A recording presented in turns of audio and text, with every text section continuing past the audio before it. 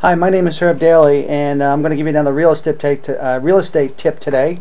Just wanted to let you know that when I do these tips, it's usually I get them from people that I speak with or other investors that might have had a problem, and then I write them down, and then I just basically do these videos to tell people how to solve the problem. Okay.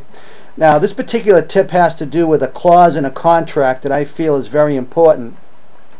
But I'll give you the scenario when I was talking to the gentleman the other day.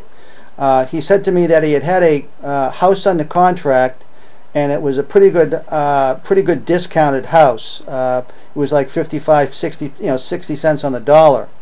He said he needed, major rehab, and he didn't really want to play with it. He didn't want to handle that. He just wanted to basically sell it to another investor or another rehabber or an end buyer that might be looking for a fix-up property. Okay? So he said, I'd just like to do that and maybe assign it and make myself $5,000. So I said, well, what's the problem? That's pretty standard. I says, that's nothing. That's pretty basic. I says, people do that all the time. The problem came when he started taking potential buyers and he wanted to take them through the property. Okay, the seller got very indignant. Was very uncooperative because wanted to know what's happening here. What are you doing? Okay, so it kind of hit a snag. Okay, and I told him that that's a very easy thing to solve, as long as you have a particular clause in the contract and the seller is aware of it. Okay.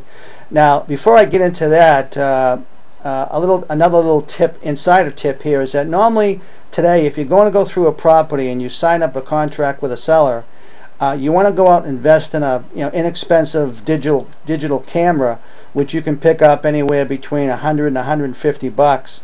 A lot of times they're running on sale, and what you want to do is go into the property and take pictures.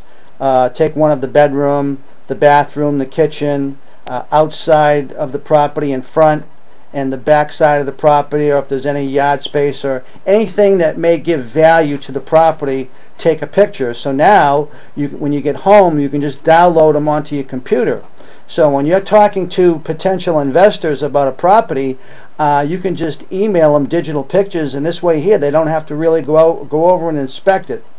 So that solves problems sometimes. Now, you are going to get into a situation where some people want to go over and physically take a look at the property. Okay, but this is what you have to have in your contract, so there's no resistance. I'm going to read it off to you. I call it, it's just a simple right to show clause. Very simple. Okay, and what that says is, buyer shall have the right to show property to prospective tenants, buyers, and partners immediately upon execution of this agreement. Okay, it's as simple as that. Once it's in the agreement, now the seller has to let inspectors, contractors, potential buyers, or partners, just like it says, into the home. Now, usually what happens is, what I like to do, and this is another tip, insider tip, is that if the house is vacant, you want to negotiate with the seller to get the key. So this way here, if you want to show a potential buyer the property, you can take them over yourself. Or you can maybe have a lockbox put on, or something, something of that nature. So this way here, you wouldn't have to go over there.